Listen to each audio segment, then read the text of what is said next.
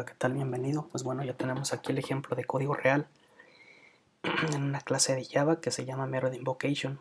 Sí, aquí tenemos pues todos los segmentos que vimos ya están aquí, la clase con el nombre de clase, las variables de instancia que son X y Y, el método main, que es de donde parte toda la aplicación. Y aquí dentro declaramos un objeto del mismo nombre de la clase, le ponemos obj del tipo Method Invocation. Mediante ese objeto de obj mandamos llamar al método mi ejemplo, que es donde se hace toda la lógica.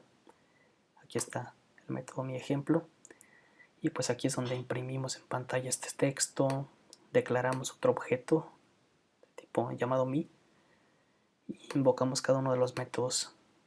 El método de zoom mediante el objeto mi, que le mandamos 5 y 4, que recibe ese 5 y 4 aquí, y va a imprimir la suma de esos valores, que sería imprimir un 9 aquí. Posteriormente pues se regresa el flujo de ejecución aquí esta parte. Ahora dice que vamos a imprimir el texto suma y la invocación a mi.sum2, que es este de aquí, que igualmente recibe el 5 y el 4 y hace la suma, pero en lugar de imprimirlo dentro del método, regresa la suma, el total de los dos valores, y lo imprime acá en el método mi ejemplo. Y lo mismo se hace para sum3, pero aquí es el dato que les mencionaba, que no tiene el prefijo mi punto, o sea, no se invoca mediante esta instancia de la clase de mi. ¿Por qué? Porque pues sum es estático, entonces no requiere de esta instancia para invocar este método. Sí, en teoría realiza lo mismo, nada más es la única diferencia. Posterior a esto tenemos otra impresión que dice antes de paso de referencia. Aquí lo único que estamos haciendo es imprimir el valor de mi.x y mi.y. Aquí lo que tendrían que imprimir en consola es el 1 y el 2, que corresponden a x y y respectivamente.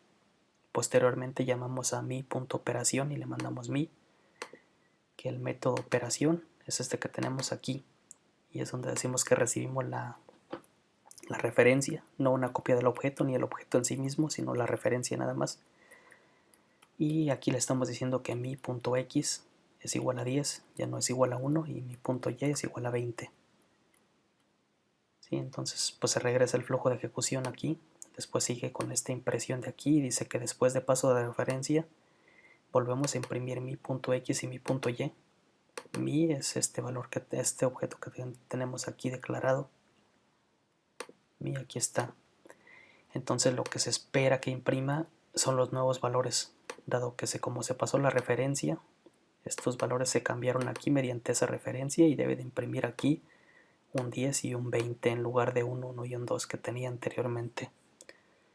Pues vamos a ejecutar este ejemplo aquí en nuestra línea de nuestra consola para ver que funcione de la manera que esperamos.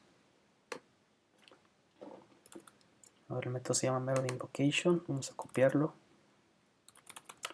Primero que nada vamos a compilarlo. Y ya que lo compilamos vamos a correrlo.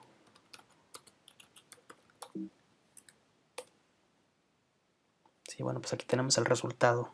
Ya ejecutamos nuestra pequeña aplicación. Primero vamos a ver si imprimió todo lo que debía imprimir. Dice que imprime invocación de métodos. Imprime una suma de 9, otra suma de 9 y otra suma de 9. A ver, aquí tenemos en el método mi ejemplo, invocación de métodos. Después tenemos mi punto sum. Le mandamos estos valores y debe imprimir la suma. Ajá, de hecho está con mayúscula aquí. 9. Después tenemos otros dos métodos de suma con minúscula que también imprimirían el 9. Exacto, como están aquí. Pues sí vemos que se cumple hasta aquí. Después tenemos el texto antes de paso de referencia, x1 y y2. Tenemos antes de paso de referencia, efectivamente como x vale 1 y y vale 2, pues son los valores que imprime. Después se invoca el método operación. Y posterior a eso, bueno, en el método operación cambia los valores de x y y a 10 y 20.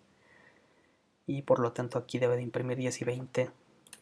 Y vemos que sí, efectivamente después de paso de referencia, x10 y y20. Sí, está bien. Bueno, pues ahora vamos a explicar un poquito esta parte de aquí con una ilustración para ver a qué se debe que no haya dejado los valores tal cual de mí, porque todo apuntaría aquí a que le estamos pasando un valor nuevo o una copia del objeto, pero no es así. Realmente le estamos pasando la referencia al objeto en esta parte de aquí. Entonces vamos a ver a nivel ilustración, a nivel un diseño, para ver qué es lo que pasa realmente en esa parte. Pues por esta clase es todo. Ya checamos el ejemplo, aquí lo corroboramos con un ejemplo de código real, un archivo real de Java, y lo compilamos y lo ejecutamos y pues vemos que es el resultado que esperábamos. En la clase posterior vamos a ver el diseño de cómo es que se hace el paso por referencia. Hasta luego.